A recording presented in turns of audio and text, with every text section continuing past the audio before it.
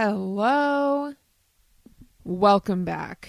This is the Elevated Podcast. I'm your host, Lisa, the Elevated Empath on Instagram and TikTok. I'm so excited you're here. This is a community and a group of elevated empaths. Empaths who understand and harness their empathic superpowers, unleash their duality, and live from their authentic soul energy that's wild and sexy and free and all of those things. I'm so grateful that you're here and you're listening. Today, we're going to talk about one of my favorite things to talk about in the whole wide world. One of navigating sex as an empath. Whoa! If you follow me or you know me, you know this is my favorite. So, before we get into all of that, like, share, comment, subscribe, wherever you are. I don't know, do the things. And I want to hear from you. Today and always, it's a discussion, and I want to hear from you what you think. I especially want to hear, we're going to get into all of this, but if you feel that this resonates with you and you feel that you might be an empath or a sexual empath, I want to hear from you if you feel like you've experienced these things. If you are interested, I do one-on-one empath coaching. I do Akashic Records readings and animal communication readings. So if you're interested in any of that, it will be in the description. And you can book a reading or you can apply for coaching and we can talk about what you're looking for in one-on-one coaching. My specialty is obviously in empath work. And so if any of this resonates with you and you feel that you're an empath and need a little bit more guidance and coaching, definitely reach out. Okay. Oh, let's talk about sex in the empath. So let's start from the very basics. An empath is somebody who absorbs the thoughts and energies and opinions of other people and the external world around them all the time, sometimes without even noticing it. And it affects their mental health, their physical health. We take on and absorb energies all the time, especially from other life forces. So there are so many different types of empaths. Physical empaths, emotional empaths, mental empaths, animal, plant, earth. What else is there? Sexual empaths. That's the one we're going to talk about today. It can manifest in your physical body, it can manifest in your spiritual or mental, your mental body, your mind. And sexual empathy is so interesting to me. And when I started to do more research on empathy, but then also the fact that these things kind of happen when we're intimate with people or even intimate with ourselves, there's so much energy there.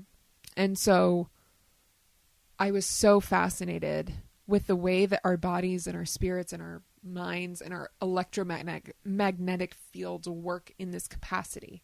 Essentially, if you have sex with someone and you're an empath, you're going to take on the energies and thoughts and opinions of that person. You're in an intimate setting. You're inside of each other. And so you're going to absorb their energy.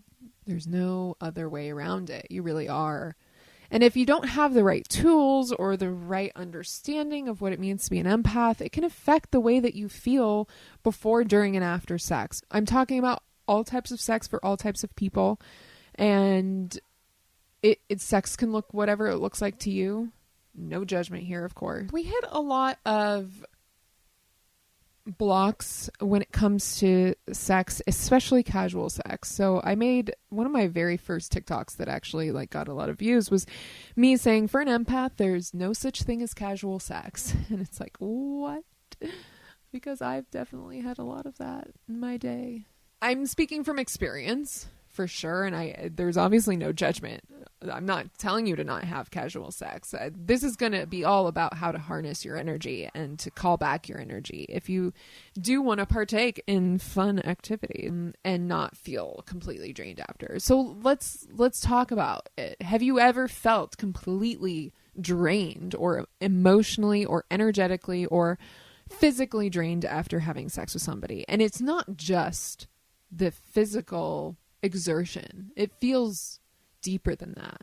Maybe you're a little depressed or anxious or feel weird the next day and you don't feel like yourself. You don't quite have that same amount of like power in you that you did when you were going into the experience. It's very possible you're taking on their energy. And you'd start to take on their energy in the sense that like the way that they feel about you is the way that you start to feel about yourself. For example, when we're intimate with people, we let our guards down, inevitably. We're letting our guards down, especially if we want to be enjoying the moment, you know? We're in the moment. We're not thinking about protecting our energy, right? Like, it can be a good thing to be able to let your guards down, right? But if you're experimenting with casual sex, or you don't know the person that well, or if it's just not the best situation where you feel like you can be completely safe and intimate, it might bring up some energetic blocks for you, especially if there's any sexual trauma, and big T trauma or little T trauma that you haven't worked through. It can definitely bring up all of that. And sex can bring up a lot of emotional highs and lows, and depending on your partner, we can ride that roller coaster with them if we aren't protecting their energy. So when like we have our own sexual trauma, and they might have their own sexual trauma. Everybody has some form of sexual trauma, and it essentially is because of the way our society sends us messages about sexual energy or sexuality. We all have big T traumas or little T traumas. If I say trauma, I'm talking about all types of traumas.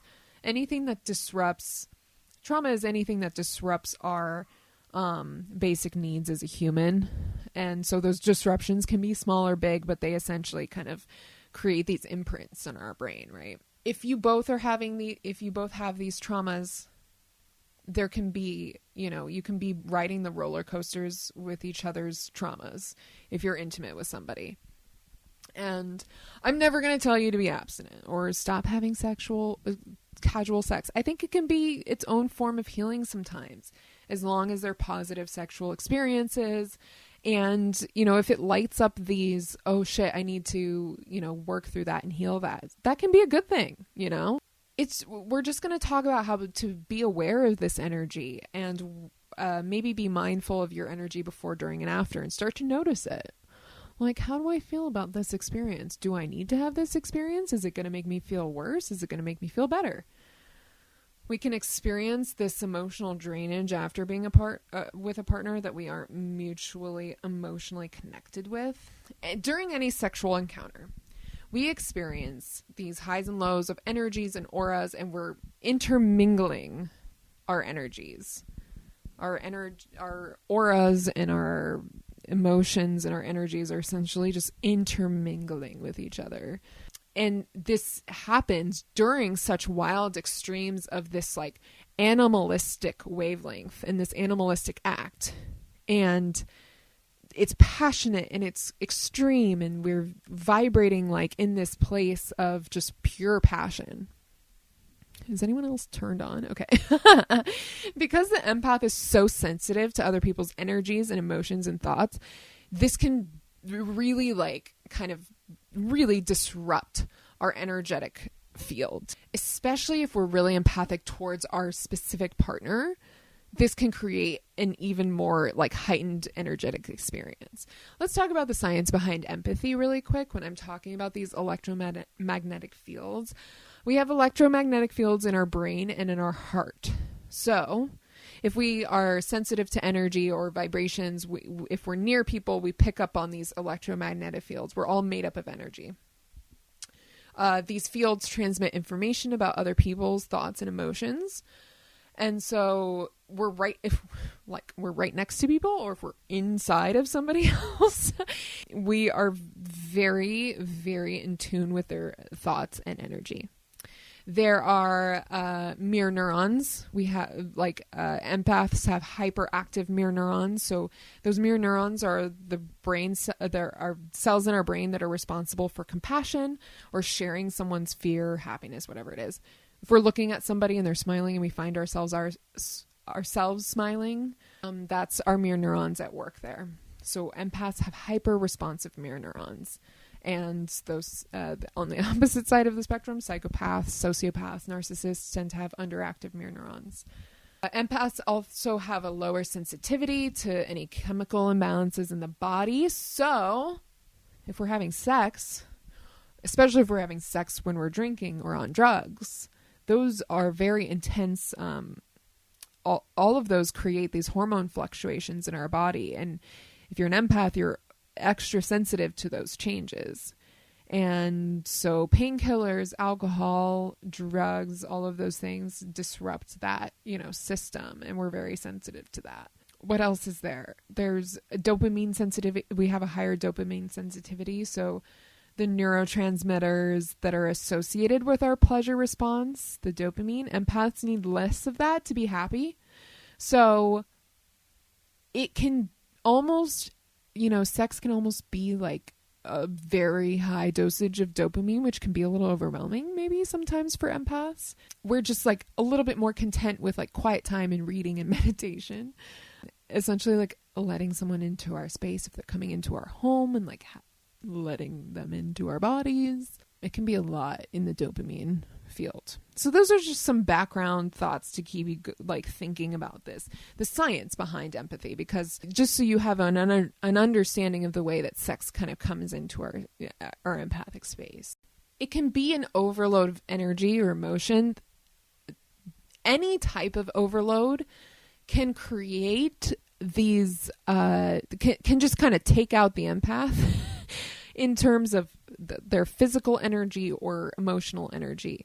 We can sometimes feel like physically hungover after sleeping with somebody, energetically hungover, exhausted, depressed, not themselves, anxious. The way that this kind of shows up is like you go into this experience feeling sexy and empowered. You're like, yeah, I'm going to get laid, whatever.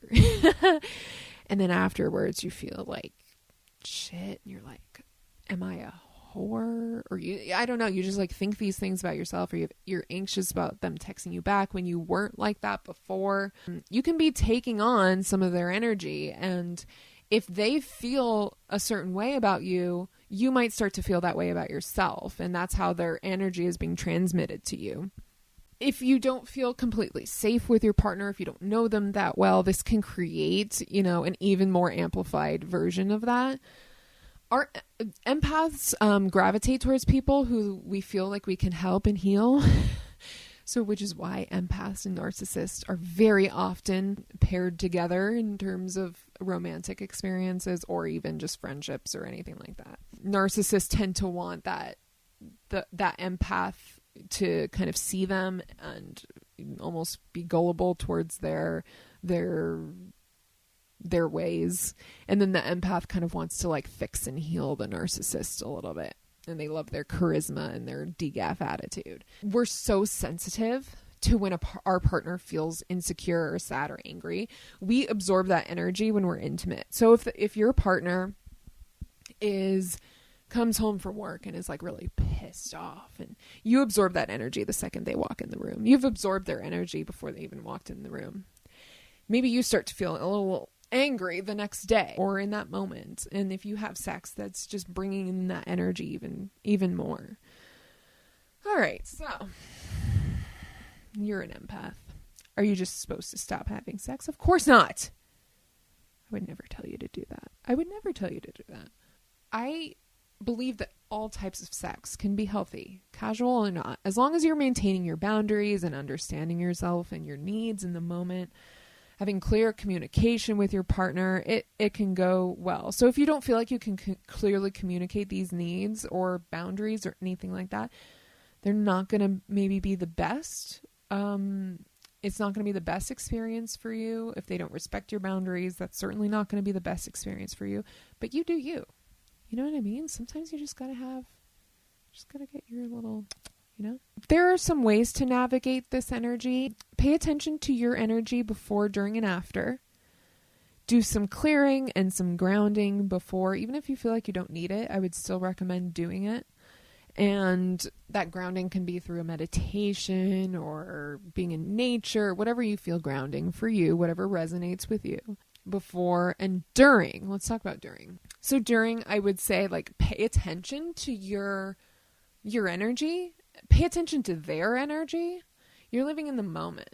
And so I want you to just enjoy that moment. So it's mostly going to be before and after. But if you start to notice during that, maybe there's boundary being pushed or something like that. Maybe you need to readjust the boundaries or the communication or anything like that. And maybe just being present to that, And then after, doing that clearing again, imagining them leaving their space. If you're into mantras, return to sender. Send their energy back to them and bring my energy back to me. There are lots of different ways. I work with my clients on deeply going through those practices of clearing energy and clearing the people out of your space. You can journal if that resonates with you. Whatever kind of works for you, do that. And even just like that understanding, like, okay, maybe I'm not going to feel that great after this experience. Knowing that is sometimes the greatest first step. Communicating and sticking with your clear boundaries. This goes for anyone having sex, but especially empaths. Stick with those boundaries, understand those boundaries, their boundaries, your boundaries, everything like that. We love boundaries. Empaths love boundaries, okay? It's important. And understanding your needs and wants before going into that playground, Okay, what do I want to get from this? Not that it's always going to be everything you ever wanted, but just like kind of knowing what you're going in there for.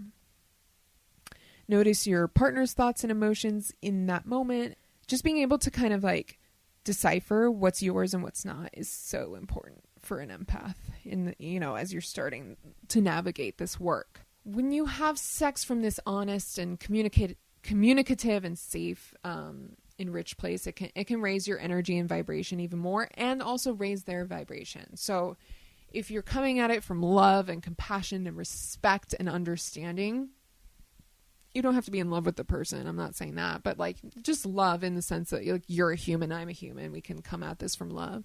It can raise the vibration and the energy for this and just create a more positive energy transfer. And use these empathic powers as a gift in understanding your partner. I also kind of want to talk about not only sex with other people, I also want to talk about like indulgence and masturbation and like having sex on your own. Masturbation is so important in our self-care routine, in understanding ourselves, in clearing energy, in manifestation. So let's go through all of those things because I think they're important. Masturbation and self-care. It's a releasing of any pent-up energy, physically or emotionally or energetically from a spirit soul place. You kind of build up that energy, right? And then you release it when you orgasm. It's important in your self-care routine. It's important in understanding your body and what your body needs, and maybe understanding the way that your mind works when you are, and what helps you get to that place of releasing. And that you can come back to your partner with a better understanding of your body and be able to communicate that better. Like, oh, I like when you do this because I know from experience when I do it for myself. Stuff like that. So it's really good in that, sexual wellness experience and in your self-care. Okay. As an empath, it can also help you clear out anyone else's energy. Masturbation actually helps you reclaim your own sexual space, especially if you create like a ritual around it or make yourself really comfortable. Lighting candles, listening to music, getting your favorite toys. You reclaim your sexual space. So if there's anyone, this is going to be more in the spiritual and soul realm.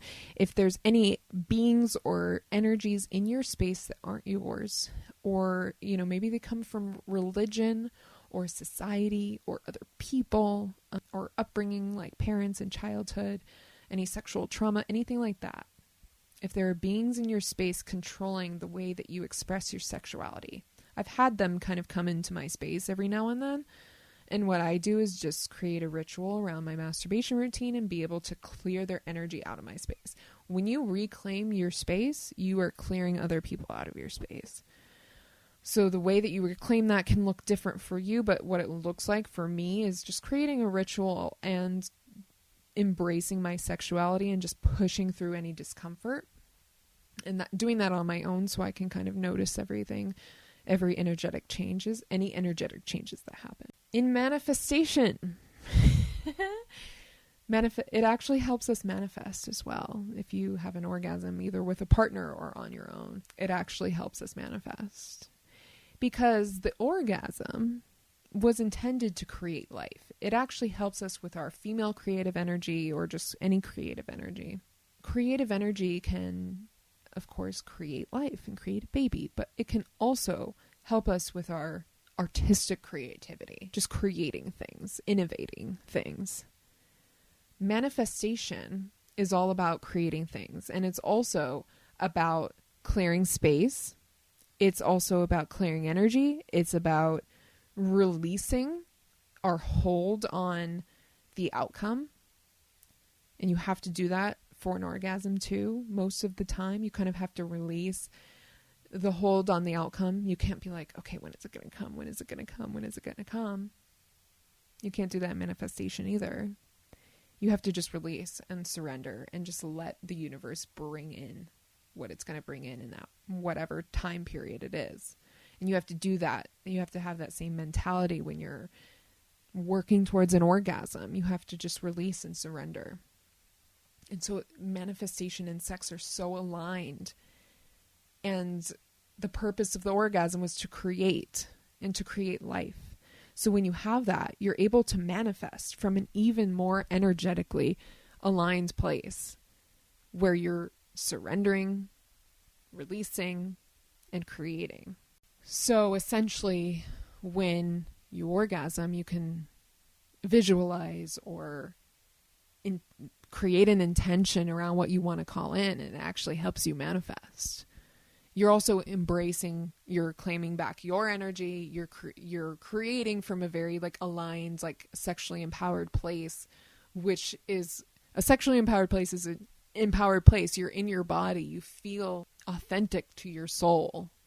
You are letting go of any religion or society or upbringing that has told you that you can't embrace the sexual side of you. Going back to this, what society says, what religion, upbringing, society, all of those things say, it often tells us that we're not allowed to indulge or feel pleasure in its fullest form. We've been told that since the beginning of time. Whether you are religious or not, it's likely that you have past lives associated to religion, which is kind of the case for me. So there's kind of a good amount of religion in my space, but I was not really brought up as religious, and I don't really feel connected to an organized religion. I'm definitely more spiritual, but that religious energy is still in my space from past lives, and I was a nun in a past life, and that energy is still there. So this energy often says that we can't indulge or feel pleasure, and I think that's especially the case for empaths, because we're supposed to take on other people's emotions and energies and as our own. There are other people, there are obviously so many people in our world who, subscribe to this idea that we're not allowed to indulge, or if we do, we should feel guilty because we should be working for other people and serving other people all the time. And empaths take on other people's perspectives of that, but we also have our own because we tend to be people please. That energy often tells us that we can't indulge or feel pleasure. And the pleasure, I'm talking about sex, but I'm also talking about indulging in food or indulging in your favorite TV shows or just whatever that looks like for you. We often have a lot of guilt surrounding that because we're not supposed to indulge. It's almost like a sin, to feel pleasure in its fullest form. If we can reclaim that space and push out all of those other energies and reclaim our sexuality, oh my God, do we live from such a wild and free and sexual place that is free from anyone else's thoughts, opinions, energies on how we should live our life. You manifest so much quicker too, because it's you living from this really aligned place, and it's not anyone else's energies. If other people's energies are in our space, we're going to manifest things for other people. Essentially, we're going to manifest things that other people wanted for us, And that happened to me a lot.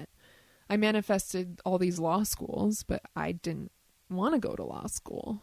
If you don't know me, that makes no sense. I was supposed to go to law school, and I decided it wasn't for me. It was kind of my mother's idea for me. I love talking about the law. I love that stuff. Law school itself, I think, was going to not watch me go to law school. And you're all listening to this like a year from now being like, this bitch. Just kidding. What if, though? That'd be so crazy. If we're not living from an aligned place that's ours, we can manifest things that are for other people and not ours.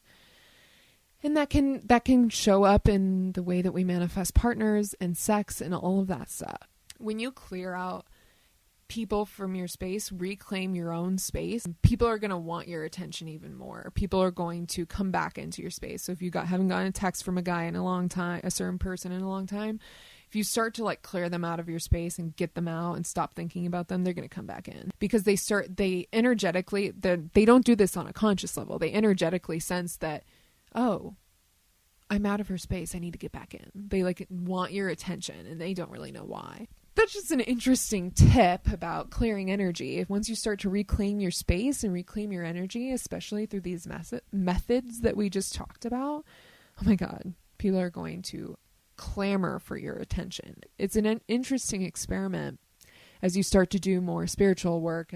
If you start to go down this path, you start to notice that the second you start to clear people out, they want to come back in. And the second you start to own your energy and be really empowered and authentic and they want to come back in. They want your attention. They want your energy. In manifestation terms, it's almost a test is the worst word.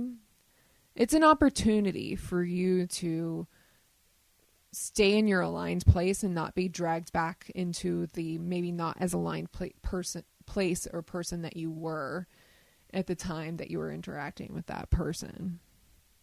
So if you've noticed that your toxic ex comes back once you start to like feel really aligned and worthy and empowered, there's a reason for that. So I'm curious what you think. If you've experienced this energetic overload or energetic drainage after you've had sex with somebody, you can probably think of a few times. It's probably not once or twice. If you're an empath, it's probably been a number of times. I certainly can.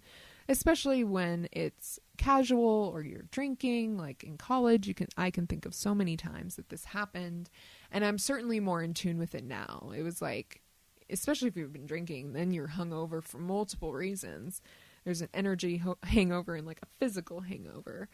So if you can think of some things or of some times that this happened, maybe start to experiment with your sexual experiences with this understanding, and maybe a little bit more practice and ritual around it to maybe understand the energy that you come at a sexual experience with, and just making sure that you reclaim your energy. I've noticed now that after doing this for a little bit of time and researching it all, I'm very much more protective of my sexual space. I tend to not want to get involved with people who I know are going to energetically drain me. And if I do, I know that that's going to happen, and I just make peace with it. But I'm much more protective over my space now. And I can think of, even when I was with a long-term partner, there were these moments where if there was any shame around, sexual expression, I took that on and started to feel shame about stuff that I've never felt shameful about. But you're taking on these thoughts and these perspectives that aren't yours, and you don't really know why. So once you understand why you're doing that, you can come at it with a better understanding. And that's part of that's you're 80% of the way there. Then it's a matter of like reclaiming your space. Like I said, it's really interesting when you start to work with this space a little bit more, and you are looking back like, oh, I'm manifesting these sexual experiences. You manifest everything. You're manifesting these sexual experiences. Maybe you don't feel great after. It's an opportunity for you to look at it and be like, okay, maybe there's something I still need to heal. especially if you've taken on an energy or a perspective that is tugging at your brain. So let's say I'm talking about when I was with my partner, there was a religious energy that created a shame, and then it was transferred to me, and then I was feeling shameful. That whatever is lit up, whatever I'm taking on and absorbing, that primary emotion is something I still need to heal. So there's a little bit more of like, okay, if I still need to heal some type of shame around my sexuality, or those little T or big T traumas that light up after a sexual experience. Okay, it's an opportunity for me to look at it and see, what do I need to heal to reclaim my sexual space?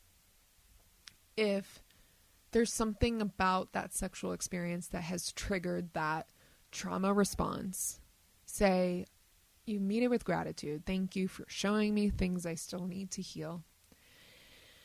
And then you can work through it. Journaling, EMDR, all of those things, whatever resonates with you. Coaching is especially good to just have somebody to like listen and kind of work it through with you, and kind of from a one-on-one perspective. Sometimes working with like a workshop is not personalized enough, in my opinion.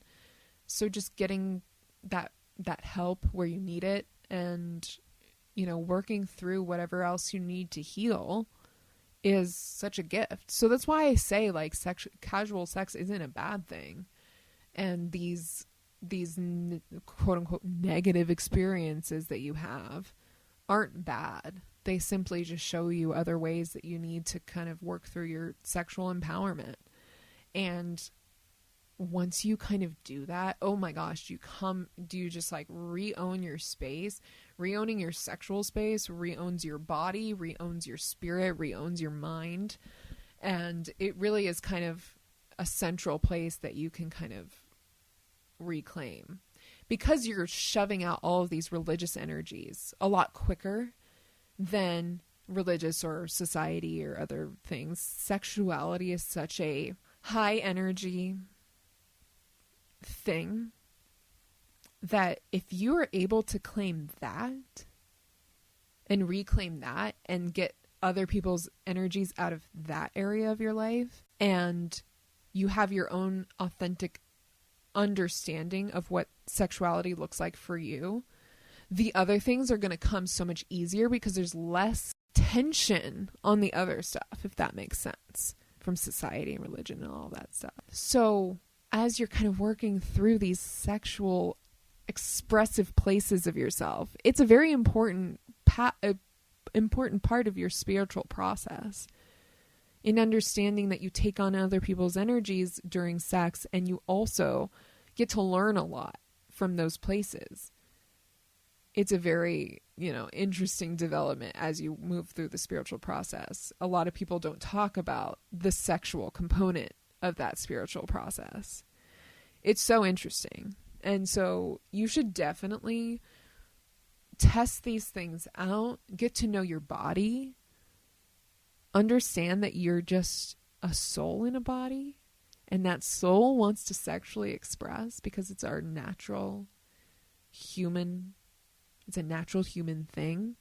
Just experiment with it and understand, maybe journal around your sexual experiences with yourself or with other people, and start to notice what comes up for you.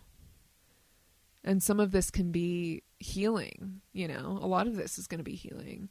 Even when it feels dark, even when it feels shadowy, even when it feels gross, it's all very healing. We're going to shine with our shadow, my favorite thing. We shine with our shadows around here. Look at it as a way of collecting data and information on yourself and your body. You can come at it in that perspective to kind of pull you out of the emotional component of it. What do I need to learn here? What data can I collect? Oh, that's interesting. I feel that way about this. And kind of getting to know yourself as you move through sexual experiences, working through sexual traumas, all of that. So test these things out. Let me know how they go. You know that we're going to talk more about this. We're going to talk all about this. We're going to talk about ways to find this sexual expression. I've found a lot of it through taking more pictures of myself and using more toys and learning more about different types of sexy sexual experiences, different types of, I hate the word fetish, things that people like. What's a word for fetish that's not fetish? I can't even think of one. You know what I mean. Things, things that are perceived as taboo, but getting to know, part of my favorite thing in navigating this sexually empowered path for myself is I'm starting to look at these likes and dislikes of people and kind of understanding them a little bit more and understanding why people like certain things and why they don't like certain things. And I think it's really fascinating. I'm curious if any of this resonated for you, if you feel connected, if you feel like you're a sexual empath. I want to hear from you.